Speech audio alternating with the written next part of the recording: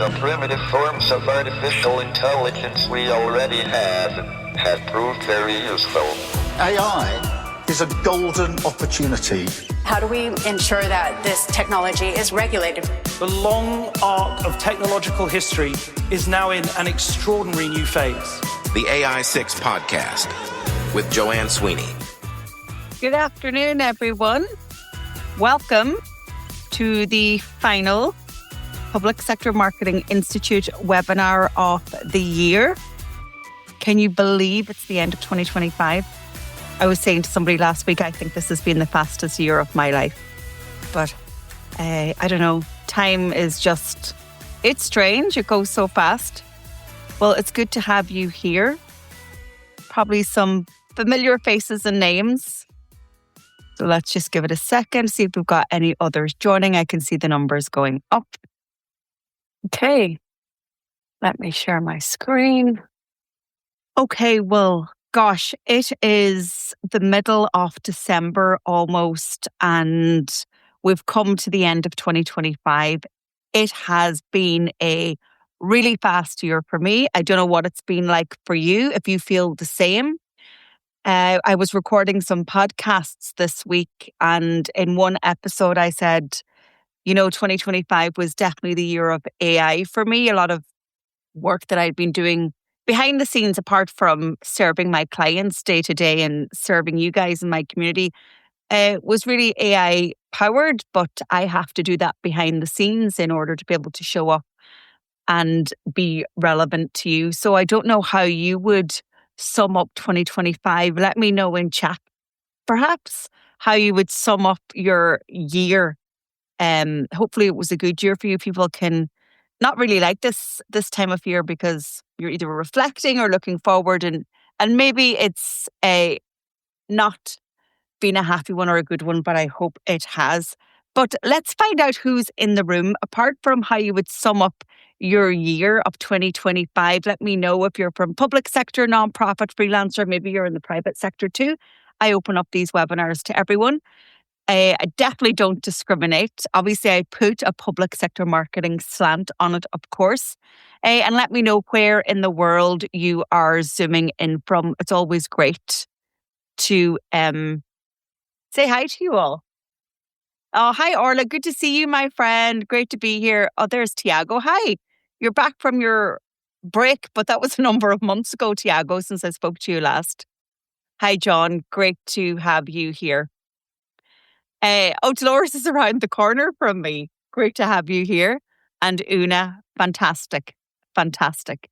There's Eamon and Nanette. And Nanette, you're coming in from Southern California. Yes, you're up at 4:30. I would have sent you the replay, but it's brilliant to have you here live. Thank you. Laura's in Galway and Holly is there from the UK as well. Unreal. And there's Alison. Oh, and look. And there's Maisie. Do you want to come up, Maisie? Yeah, okay. Maisie's going to join us for the webinar. Her dad's on the way home, but that's okay. You can come up. I'm sure the people don't mind if Maisie joins. Nan can multitask.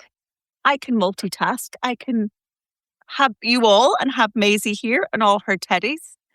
So it's great to have you here. And yes, you will get the slides and you will get the replay as well. For any of you who don't know me, but I think we're all friends at this stage, I do lots of things, write books, do podcasts, host webinars, but mostly serve my clients. And just to flag the 2 AI companions that I launched this year to help people go from maybe zero to AI hero are the AI6 podcast, and I reached 250 episodes last week. And then AI Playbook that actually Orla worked on me with as my publishing partner. So 2 big projects that I achieved this year, which honestly, I'm thrilled they're out of the way and they're done. Obviously, the podcast continues and I'm currently working on recording the audiobook. But let's get into the main business of today. And we want to think about, what are the trends that the big players are predicting for 2026 and where should you set your sights? A couple of obvious things, of course, and, that is AI.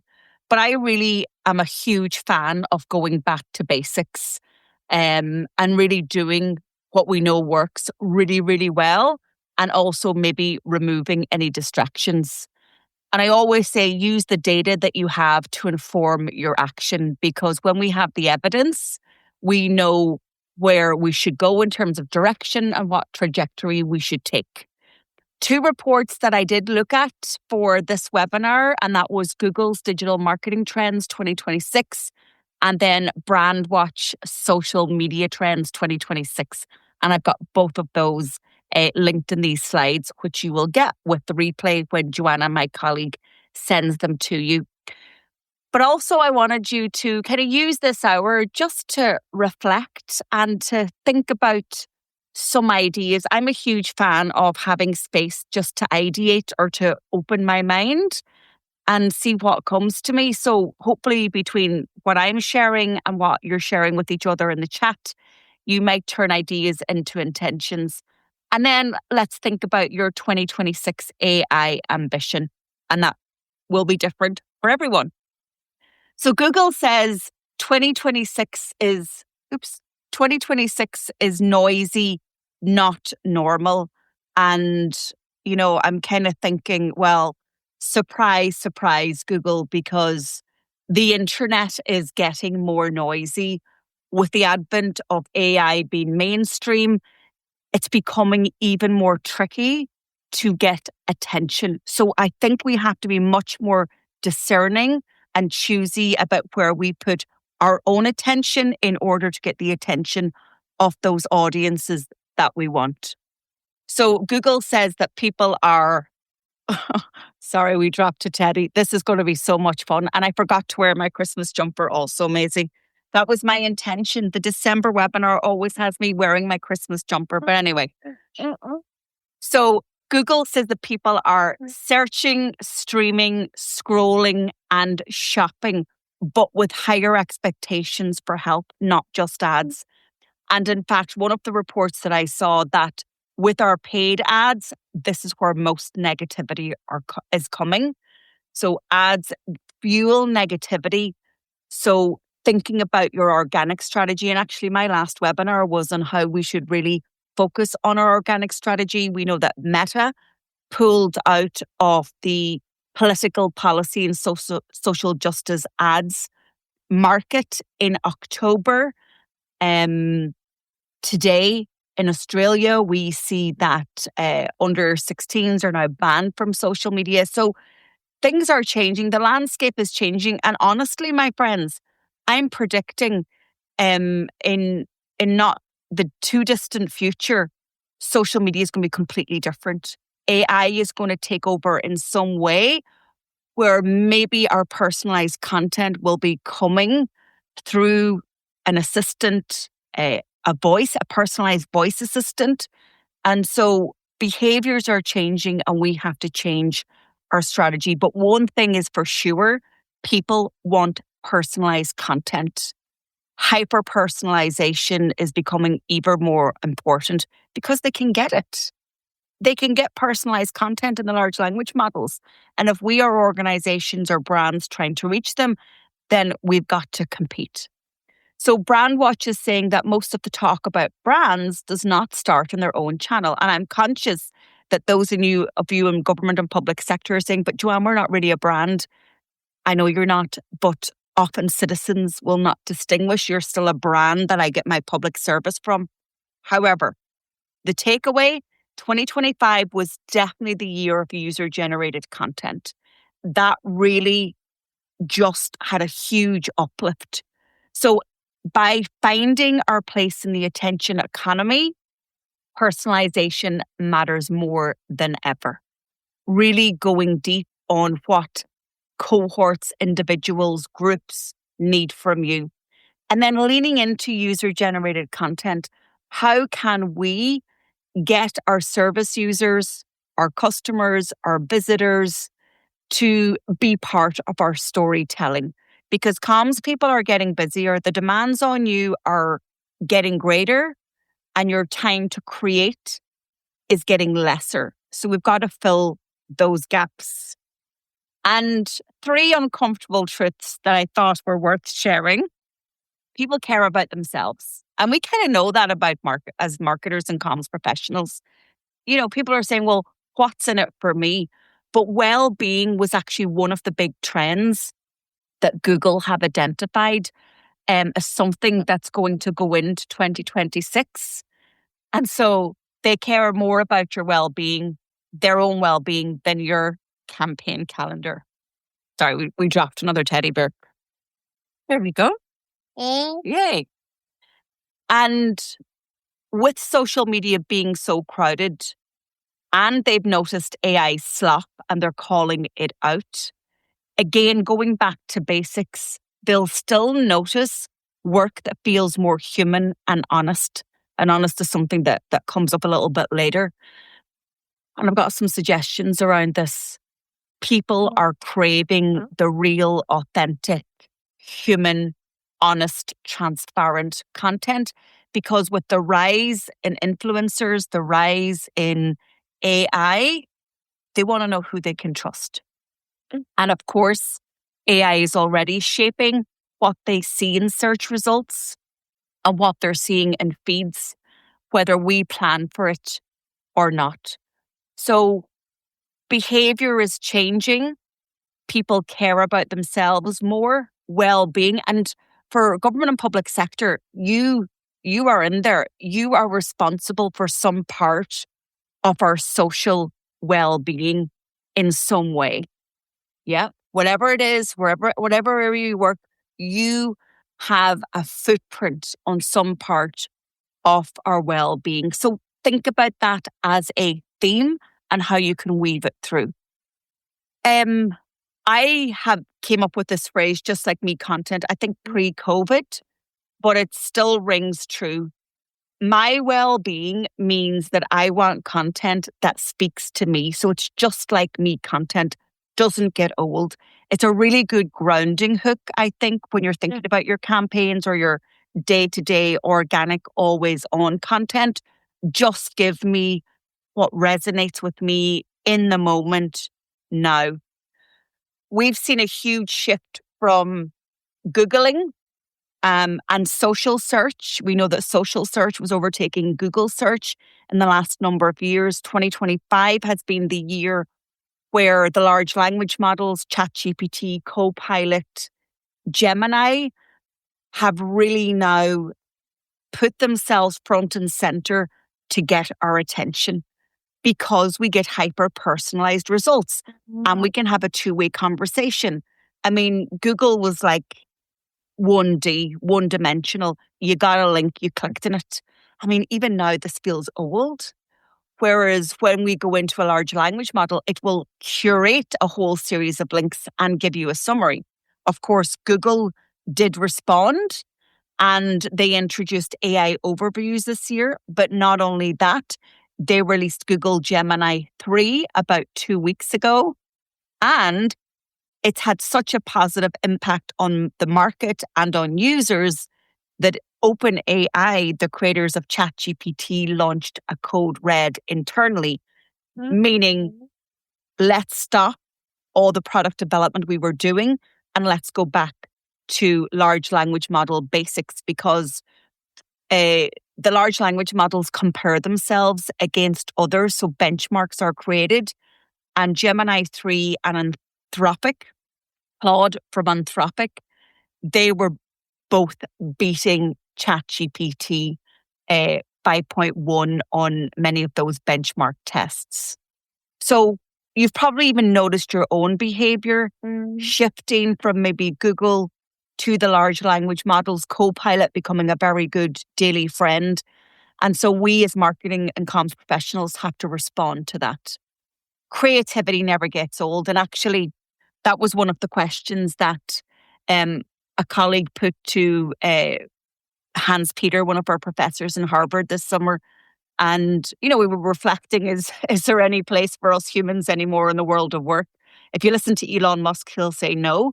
But Hans Peter said, humans and our brains are naturally wired to come up with new ideas. And then from that, we create new products, we create new services, we solve problems. And so our creativity, and I say this to the people in radio that I work with, your creativity is one of your zones of genius. Apart from your domain expertise, your creativity is something that you just now need to lean in on. And that makes me excited because, I'm a creative person first.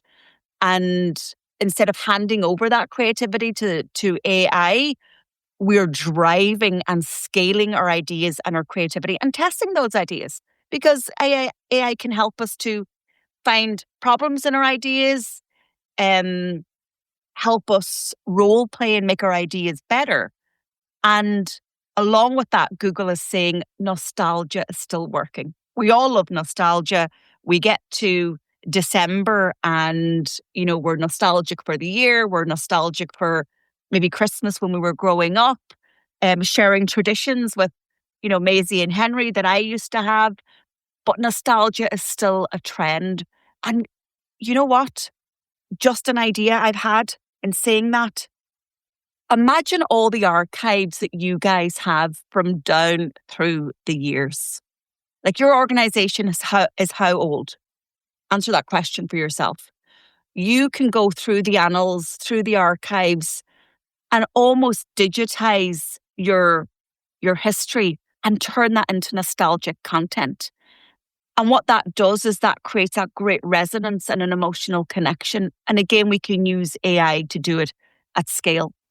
Another fascinating one, and this was one of the big takeaways for me in preparing for this webinar, was that people want small wins now, not big promises later.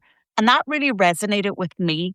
As somebody who's, problem solving and trying to create solutions for you guys, it made me stop and think, going, well, what do they need now? Rather than something big and shiny and new and, just ambitious, what about the now? What is something practical, tactical, implementable now? So that really resonated with me. And that was one of the big takeaways that I've taken from the report. And I've linked it in the slides, which you will get. Small wins now, not big promises later.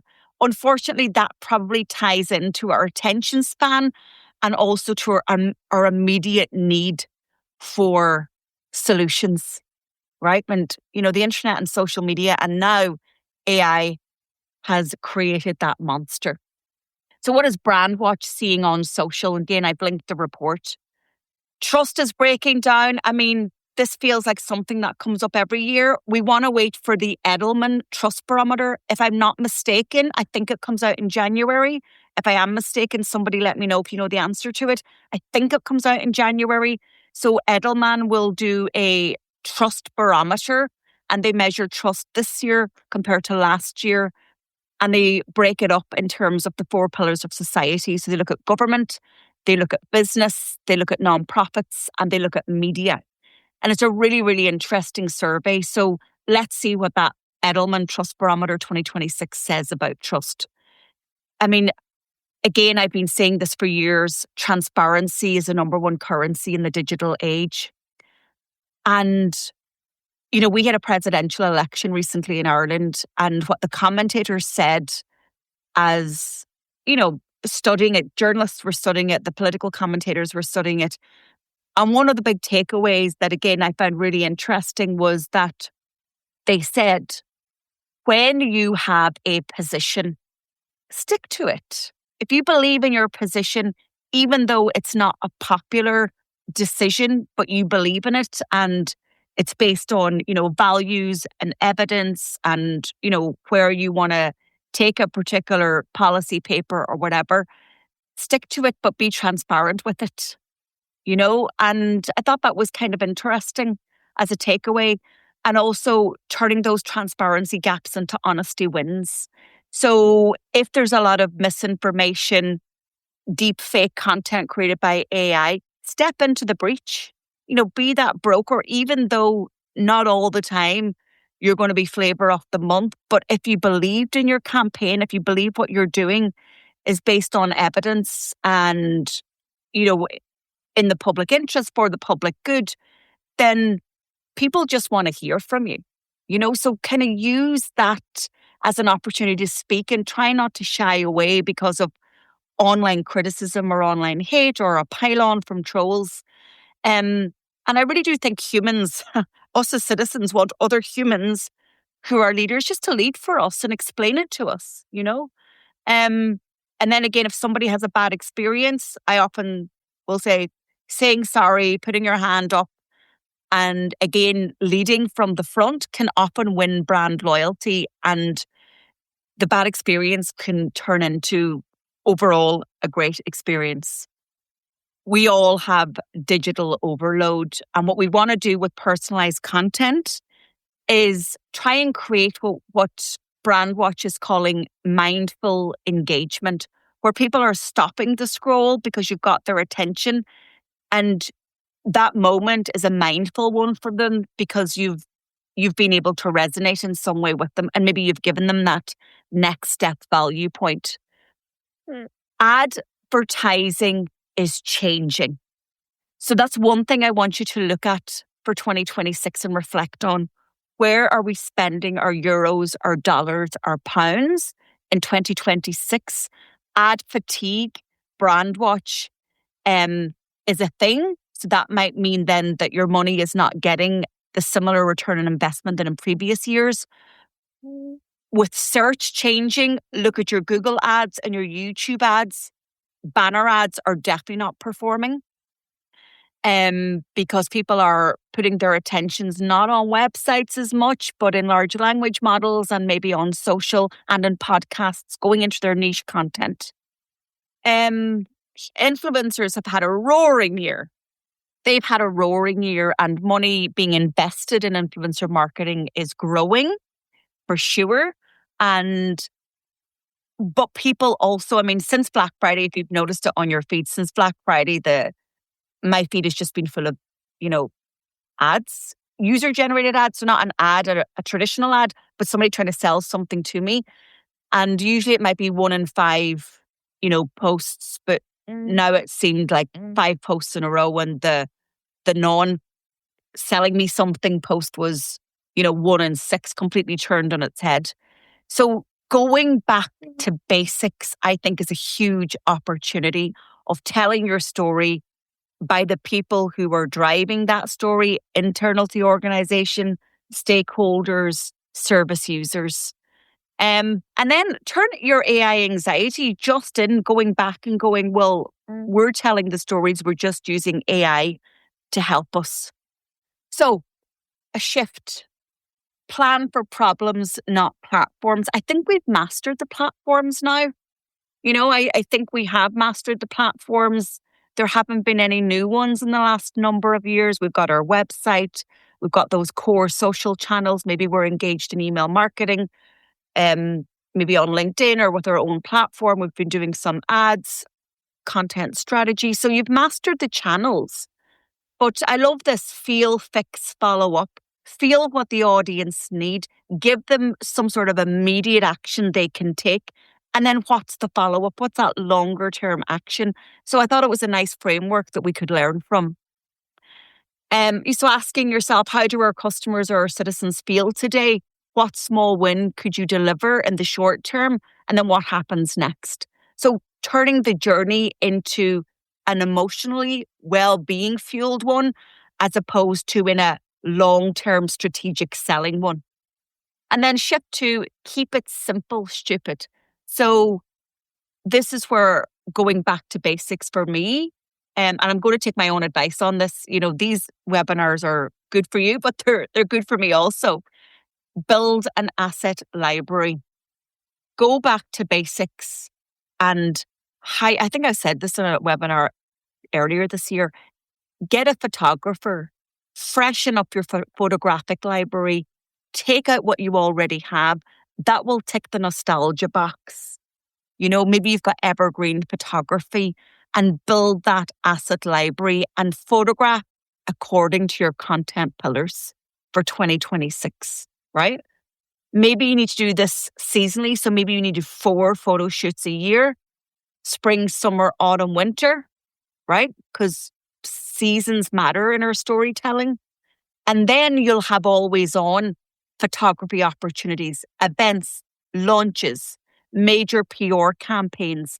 If you committed to that, invested in that, and that's not a big outlay. And I'm going to take this advice on myself because I think it's a smart move. So I'm going to book those shoots per quarter, going to think about themes.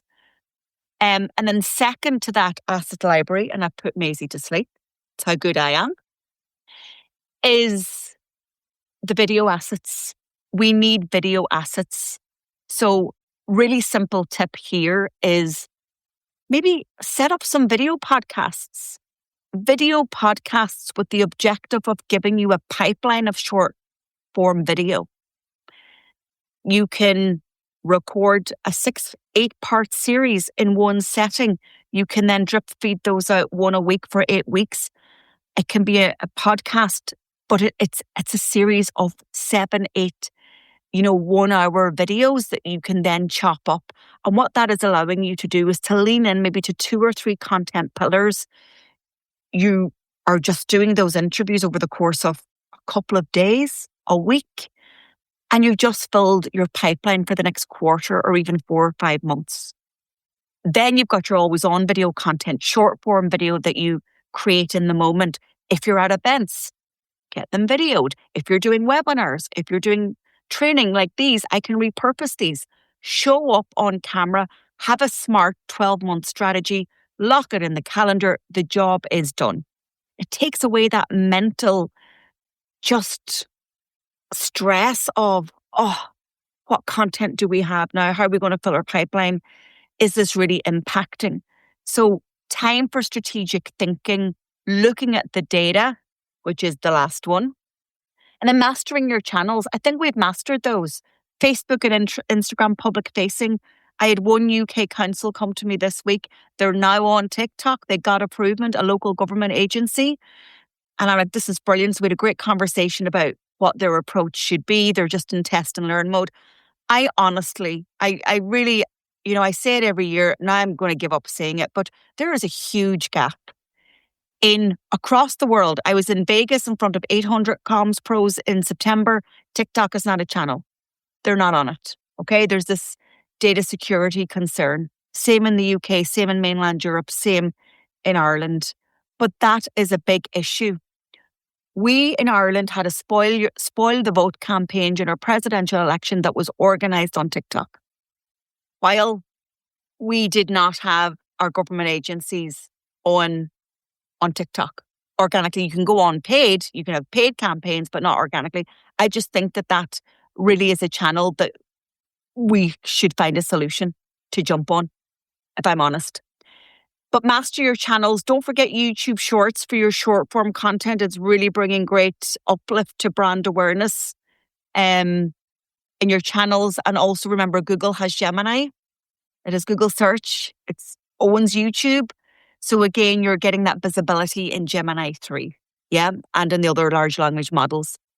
And then learn from your data. If you've not already, extract your data from 2025 across all your channels and do an audit and see what those trends are and where people resonated most. Then do more of it and adapt it to the different content pillars.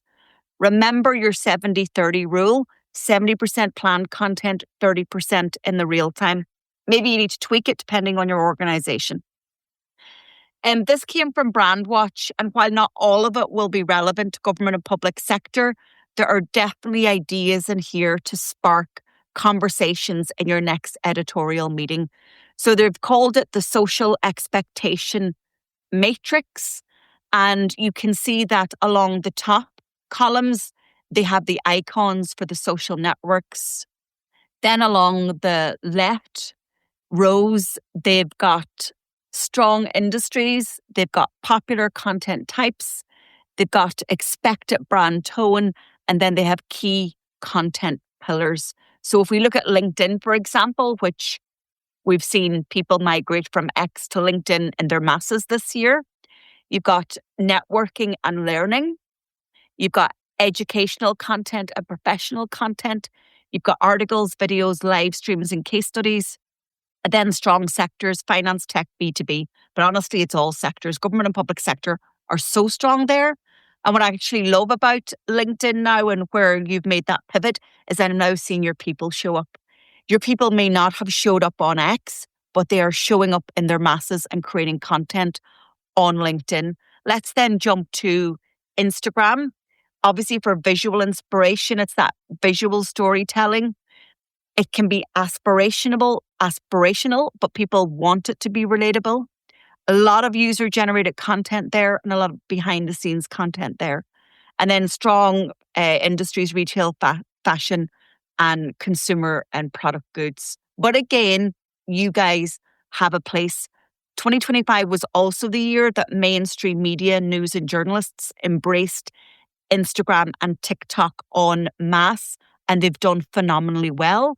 And the Reuters and University of Oxford report from June of this year, the Digital News Report, showed that these platforms, these visual storytelling platforms, are now hot for news and information. And I put government and public sector in that category. You are news brokers. You know, you give your news to the journalists and the journalists give it to us, but you've got the news. You're often the story. You know, whether it's good or whether it's bad, you're often the story. So use it to your advantage. Blue Sky, oh, sorry, Maisie. Blue Sky, the icon at the end, where are we with that? I don't think it's taken off. I really don't. I don't think there's critical mass. I have kind of abandoned it. You know, it's there, but it's. I'm not giving it attention. And what I'd like you to do is, again, pull your numbers for the last year and make an informed decision on how you move forward with it. X, government departments are still there. The journalists are still there. I think that's your corporate comms and social listening, potentially platform, but the public aren't there. And then YouTube, we mentioned. And then Reddit has an amazing year because Reddit was critical to training the large language models. Absolutely critical to training the large language models. And so Reddit as a platform in its own right now has that trust factor. So how could you use Reddit? For research. Absolutely for research. And you will find that if you notice the sources of your content in the large language models, they'll often come from Reddit. So it's a great social listening tool. Then we have Instagram Threads. Again, I always forget about it because it's not integrated into Instagram. I forget about it. And then we have Facebook. Really powerful still for community, local news, county by county content. People focused. Your web links are still getting traffic to your website. And the text posts still work. And again, if you're doing reels or stories, cross post from Instagram. So I thought a nice little matrix to help you build your content plan. And then thinking about 2026, remind yourselves, who are we serving this year? That segmentation of audience is critical in order to personalize your content.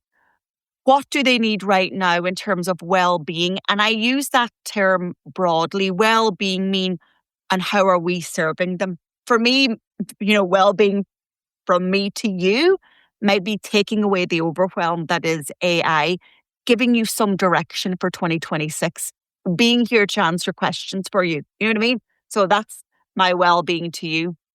And then thirdly, what can AI do to help you to do better, to do faster, and also as a research tool also. So again, going back to basics, just reflecting. I love taking the weeks between mid-December to first week in January to ideate, to reflect, and to nail down where I'm going. And I only take 12 months at a time because I think it's more achievable. And also I think in our industry, guys, things are changing so much that you're almost shooting into the wind. Then when it comes to AI, so this is the levels of AI maturity that I talk about in my classes. Now we're all using AI tools. So we're all active in terms of if we're using AI, yes, we're using Copilot or ChatGPT or Grok from xAI or Claude from Anthropic or Llama from Meta or whatever one you're using. your large language model of choice. We're then using other AI tools or other tools like social media management tools, video editing tools, Canva AI. We're using a suite of AI-powered tools to support us in our work. So I think you're all there, right? And going to make a wild, easy guess. You're all at AI tools. Where you want to be, and maybe some of you already are, is that you've already using custom assistants that are trained on your body of knowledge internally, and the assistant is a valuable everyday assistant. So rather than going into general Copilot every day, you use the agent or the assistant that has been trained in Copilot in your own work. That's where we should be now.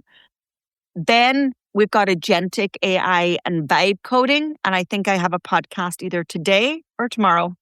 The days roll into one on how I vibe coded an app, and I talk you through it. Agentic AI, and honestly, I did not think I would be talking about agentic AI in 2025. I thought that was a 2026 prediction, but no. Why did that change? Because ChatGPT and Copilot and Claude, all of them, they basically added agentic functionality into those models, making it mainstream. What is agentic AI? How does it compare? Well, an assistant is trained on your corpus of knowledge, and it's reactive to our prompts, right? Agentic AI is different in that it's autonomous and it's goal-driven. It can work independently. So if an assistant and the tools are reactive, agentic AI workflows are proactive, and we set them up and they can read different systems. They need a lot more testing, red teaming, and oversight.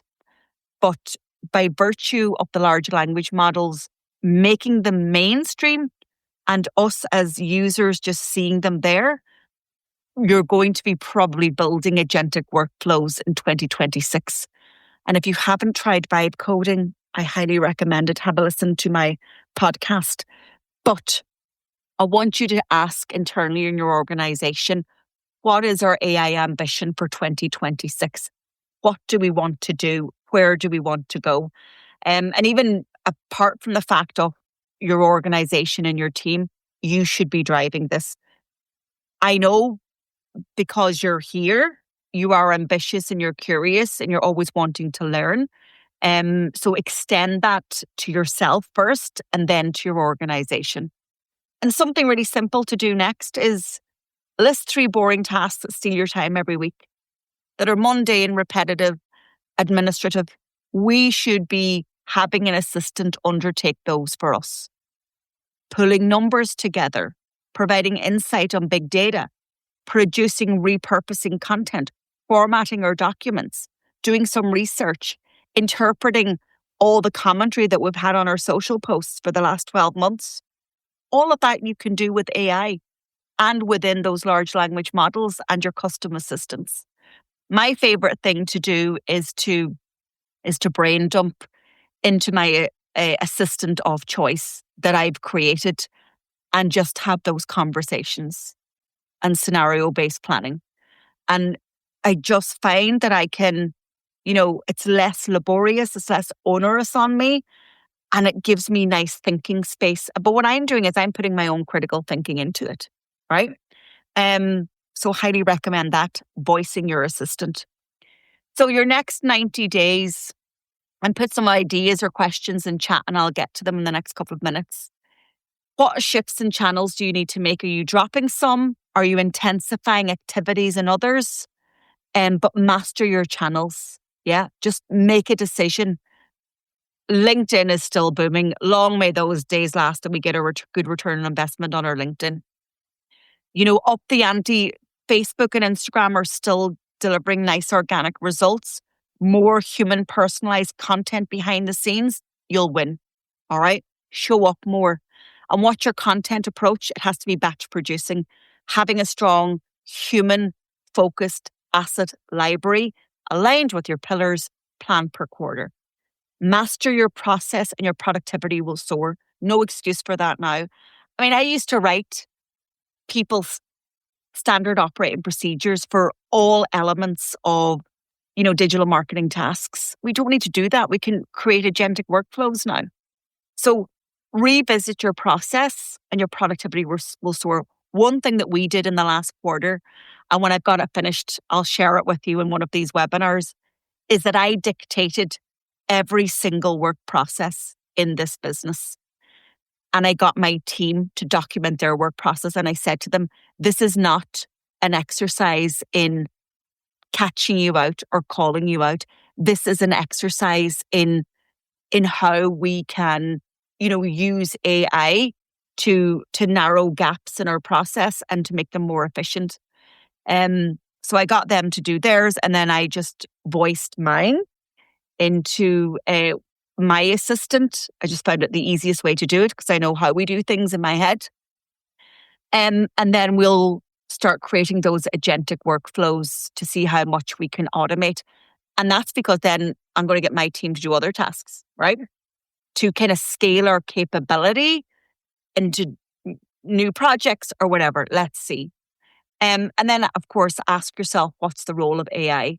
Can I also just say, before moving on from this, can you please get a ring-fence budget for your tools and your systems? I'm still meeting groups. I was with a group for the last 2 days in Dublin, and still, there isn't a ring-fence budget for digital marketing and comms people, and still doing tasks manually that they should absolutely not be doing. You need a budget for tools, and you should not be doing things manually. So questions to you before I go to chat, and that is, what's one thing you're going to stop doing in 2026? What's one thing you're going to start doing in 2026? And what are your barriers to success in 2026? And I'll answer them first, give you a minute to think about it. So even if you only want to answer one of the questions, put them into chat. For me, what's one thing that I'm going to stop doing in 2026? I mean, I really want to leave Facebook, X, Blue Sky, and Threads. But I feel like I can't, because if they make changes, I need to know what's happening. But maybe I'll pull our content from them because it's not developing a return on investment because my audience isn't there. One thing I'm going to start doing is probably doing TikTok with intention. Even though you're not there, which is why I haven't been there, I am going to be smarter with TikTok. I'm also renaming my LinkedIn newsletter. It's currently called Social Media Wins, and it's got 3,000 subscribers. That's going to become an AI marketing comms newsletter. So I'm doing that. And what's my barriers to success? Well, mine will be procrastination and poor planning. If I plan well, I won't procrastinate, and then it'll all be good. So, do any of you have anything that you're going to start doing or stop doing in 2026 that you want to share? Or do you have questions on any of this? What would be useful is for you to think about taking these slides and running a mini workshop if you have a broader comms team and doing it over like 45 minutes. So let's see. Any questions? Can't see any questions. Ben says, very helpful, great. Ben, any things you're going to do new in 2026? Yeah. And depending on which large language model you're using, so let's say that you're using Microsoft Copilot, go and have a look there about what it can do for you. Yeah. And I think, Ben, you are very similar to most people in this room who are working in government public sector. I find that no matter what country I go to, that Copilot is a large language model of choice. And if it's locked down for you, what would be useful is asking IT to open it up for you to develop a use case. Karen, good to see you, and you're very welcome. I've been doing these webinars for years and years, so now you know I have them. You can join them anytime. You say my need to stop is procrastination, and I want to start working more with automation tools. So let me give you a tip on killing procrastination, and this is from the scientists. Research says that if we start a task and we spend 5 minutes, we are 80% more likely to finish it. So what I do is I say, okay, you can stick on a podcast in the background, just stick on a podcast, you want to listen to it, and then just start the task. And then all of a sudden I'll be in. And also procrastination comes from overwhelm. When you're overwhelmed, you procrastinate. Prioritize. Be ruthless this year, guys. A year is so short. 12 months is so short. Be ruthless about what you want to do and go all in on what's giving you the results. Graham says, I will have a great 2026 when it arrives. Thank you. And thanks for joining the webinars, and also for, I think you reviewed my book this year also. So appreciate it. Yeah. The January webinar, if I'm thinking about ideas right now, I don't know. I'm going to have to think about it. A lot can happen in a month. Let me try and get the January date out. I think I'll leave it towards the end of January for our next webinar. But if anyone wants to get in touch in January and set up a call, even just to brainstorm your year, if you go to digitaltraininginstitute.ie or publicsectormarketingpros.com and just go to the Contact Us page, you will see my calendar and you can book in a 30-minute call, no obligation, no cost. And I always say no conversation is ever wasted. Thank you all for joining today. Thanks to Maisie for joining too. I was so good. She fell asleep. I hope you were able to stay awake. And we will get you the slides and the replay in the next 24 hours. Thank you all. Thank you all, my friends. And happy Christmas. Maybe I'll show up with my Christmas jumper that I forgot to put on today on social at some stage before Christmas and send you a Christmas message. Thank you all. Merry Christmas, everyone. Have a great day.